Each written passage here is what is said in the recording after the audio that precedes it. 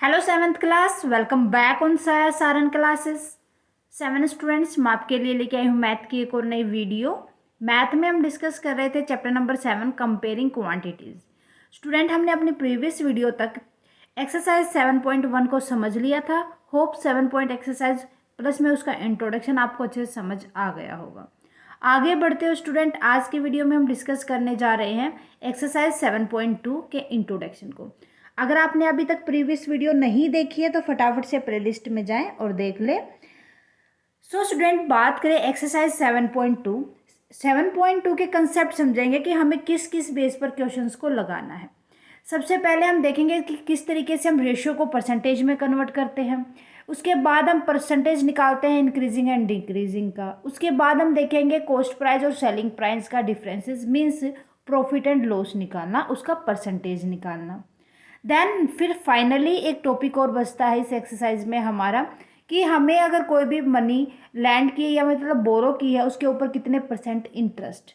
सो ये सब हमारा एक्सरसाइज 7.2 का कंसेप्ट है। बस इसी को समझेंगे कि हमें किस तरीके से लॉस निकालना है, किस तरीके से प्रॉफिट निकालना है, कब हमें लॉस होगा, किस कंडीशन में हमें प्रॉफिट होगा। ओके, सो करते हैं आज की video start with ratio to percentage.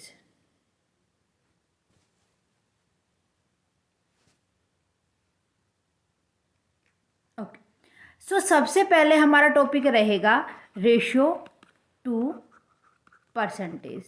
So ratio, मान लो आपको 2.5 रेशियो दे रखी है और कुछ अमाउंट दे रखी है 2500, उसको इस रेशियो में बांटना है।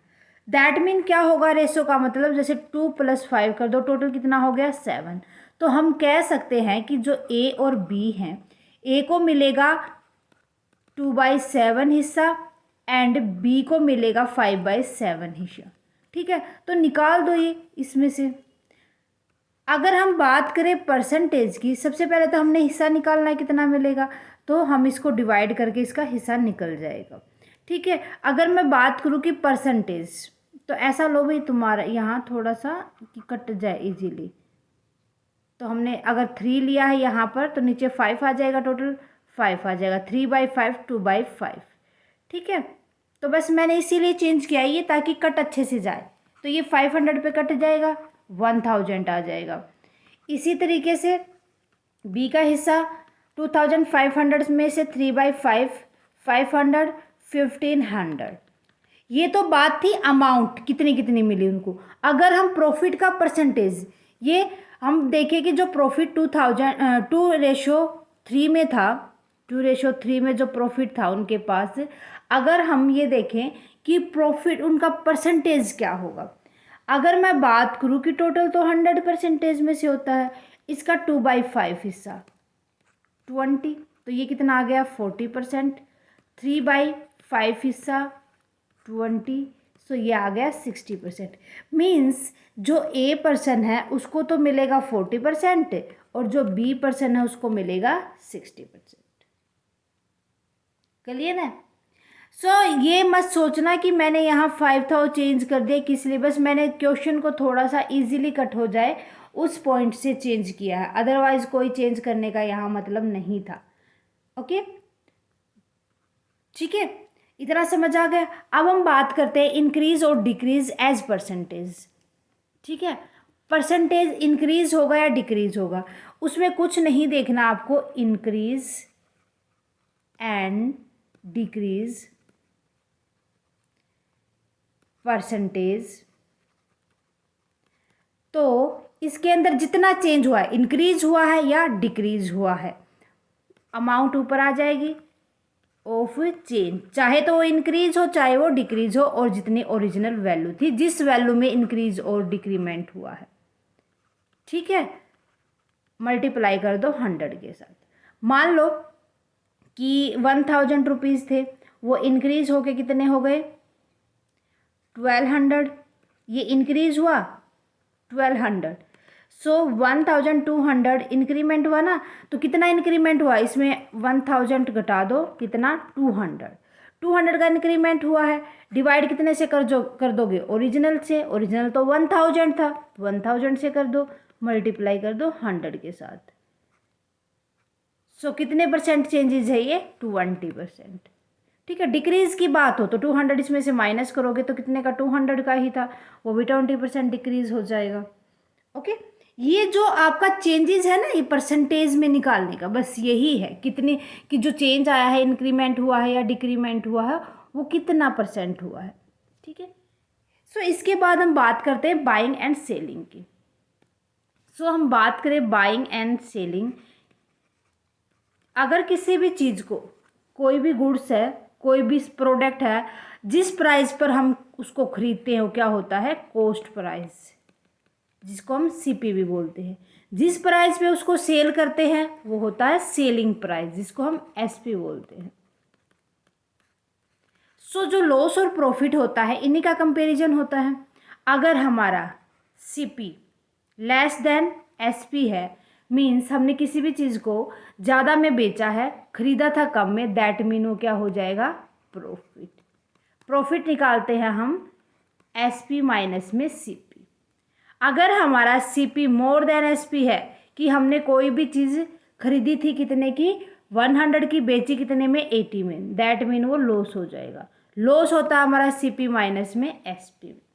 अगर हमारा सीपी और एसपी इक्वल है, that mean no profit no loss, ना तो हमें प्रॉफिट हुआ ना हमें लॉस हुआ, जितने में हमने खरीदा था उतने में ही हमने उसको सेल आउट कर दिया, बेच दिया।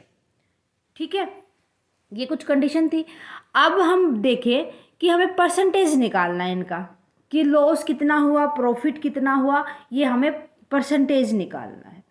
ठीक है, सबसे पहले हमें ये पता चल गया है कि प्रॉफिट हमने कैसे निकाला, हमने एसपी में से सीपी को माइनस कर दिया तो हमारे पास प्रॉफिट आ गया। अब हमें इस प्रॉफिट का परसेंटेज निकालना है कि ये प्रॉफिट कितने परसेंट हुआ था हमारा।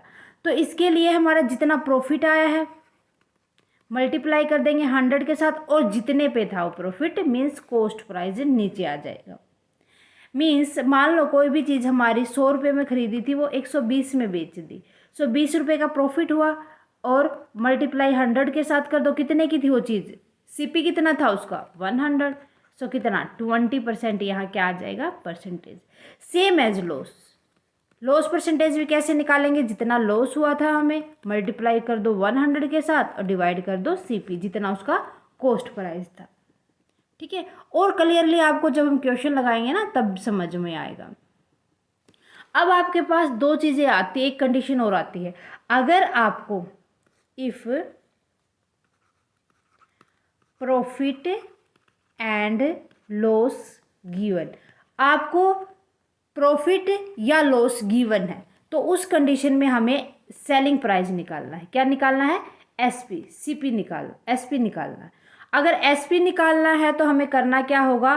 प्रॉफिट की बात करते हैं। किसकी बात करते हैं? प्रॉफिट की। तो 100 प्लस प्रॉफिट कर दो पहले, तो जितने परसेंटेज हुआ था उसको डिवाइड कर दो 100 के साथ और उसका सीपी के साथ मल्टीप्लाई कर दो। अगर लॉस है तो हम यहाँ पर एसपी निकाल देंगे, 100 में से हम लॉस को माइनस कर देंगे, जितने परसेंट था उसको डिवाइड कर देंगे 100 के साथ और सीपी के साथ मल्टीप्लाई कर देंगे। ये था प्रॉफिट की कंडीशन में, ये था लॉस की कंडीशन में। ठीक है, अब हम बात करें कि अगर हमें प्रॉफिट और लॉस गिवन है, इतने परसेंट प्रॉफिट हुआ, इतने परसेंट लॉस हुआ, तो हमें अब फाइंड आउट करना है सीपी। सीपी फाइंड आउट करना तो उसका रेसिप्रोकल हो जाएगा 100, डिवाइड कर देंगे। अब प्रॉफिट हुआ तो प्रॉफिट परसेंटेज ऐड कर दो और मल्टीप्लाई कर दो एसपी के साथ, क्योंकि इस कंडीशन में हमें एसपी गिवन होगा ना। अगर लॉस है, लॉस की कंडीशन में तो 100 बाई में जितने परसेंट लॉस था वो हम क्या कर देंगे? माइनस, मल्टीप्लाई कर देंगे एसपी के साथ। अगर सीपी निकालना तो एसपी गिवन होगा, उस कंडीशन में हम एसपी के साथ मल्टीप्लाई करेंगे।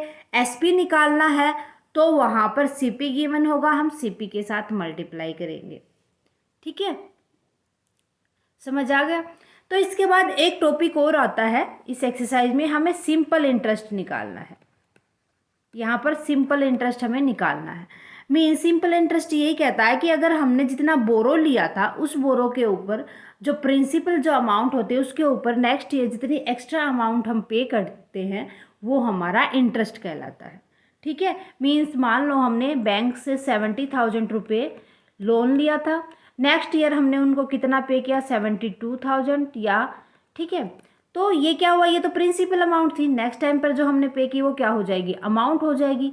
दैट मीन अगर हम बात करें कि जो हमारे पास प्रिंसिपल अमाउंट जो आई है 72,000 की, उसमें से 70,000 हम माइनस करें, जो हमारे पास बैलेंस आया, दैट मीन ये क्या है, इंटरेस्ट। क्या है ये, इंटरेस्ट है। सो जो अमाउंट होती है ना, जो अमाउंट होती है वो प्रिंसिपल प्लस में इंटरेस्ट होती है, ठीक है, उसके अंदर इंटरेस्ट ऐड होता है। इसीलिए जो हम इंटरेस्ट रेट निकालते हैं, सिंपल इंटरेस्ट निकालते हैं, वो होता है प्रिंसिपल इंटू में जितने रेट का था, जितने टाइम पीरियड के लिए, डिवाइड बाय 100, ठीक है। So principal amount, this is rate of interest, time period जितने टाइम के लिए हमने यूज किया था, ठीक है। सो नेक्स्ट टाइम पर नेक्स्ट हमारे पास आता है कि हमें, ये तो बात कर रहे थे हम किसके लिए, फॉर 1 ईयर, अगर 1 साल के लिए लिया है।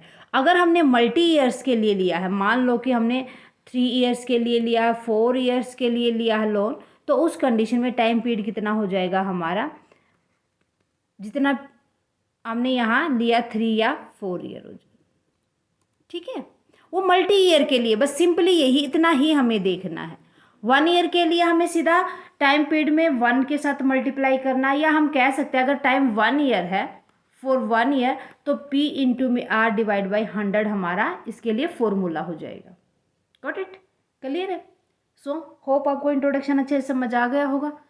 आज के लिए बस इतना ही स्टूडेंट, कंसेप्ट को अच्छे से समझो, नेक्स्ट वीडियो में हम जब क्वेश्चन लगाएंगे ताकि आपको कोई भी दिक्कत ना हो। अगर कंसेप्ट में कोई भी डाउट है अभी तक तो मुझे कमेंट सेक्शन में लिख दे कि मैम ये वाला टॉपिक समझ नहीं आया, जितना जल्दी मेरे से पॉसिबल होगा मैं आपके डाउट को सॉल्यूशन दूंगी। अगर आपने अभी तक प्रीवियस वीडियोस नहीं देखे हैं स्टूडेंट, तो फटाफट से प्लेलिस्ट में जाएं और देख लें। स्टूडेंट आज की वीडियो कैसी लगी मुझे कमेंट सेक्शन में लिखिए। अगर वीडियो अच्छी लगे तो प्लीज़ लाइक और अदर स्टूडेंट के साथ ज़्यादा से ज़्यादा शेयर करें। अगर आप साया सारन क्लासेस पर नए हैं तो फटाफट से साया सारन क्लासेस को सब्सक्राइब करें। Thank you very much student, bye bye, take care.